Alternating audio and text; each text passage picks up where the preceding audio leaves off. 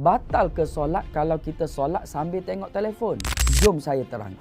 Baru-baru ni viral. Ada orang solat sambil dia tengok telefon. Dengar sini baik-baik. Kalau tengok telefon tu sebab dia nak baca Al-Quran dalam solat dia, ataupun dia nak cek bacaan imam pada ketika itu, perkara tersebut tidak membatalkan solat. Tapi kalau ketika itu dia ambil telefon untuk bermain tengok TikTok yang boleh menghilangkan khusyuk dalam solat dia, maka perbuatan ini boleh jadi haram. Sebab khusyuk dalam solat itu adalah wajib menurut Imam Ghazali rahimahullahu ta'ala. Jadi hati-hatilah. Kalau bukan dengan maksud yang jelas, jangan sekali-kali kita guna telefon ketika kita sedang solat. Kerana ia boleh mengganggu khusyuk kita dalam solat. Sekarang dah jelaskan hukum hakam pasal tengok telefon ni. Jangan lupa untuk share video ni kepada lebih ramai orang supaya mereka tahu hukum ini dan mereka tak buat ketika dalam solat. Nak tambah ilmu agama? Ingat Ustaz Kembar Hafal.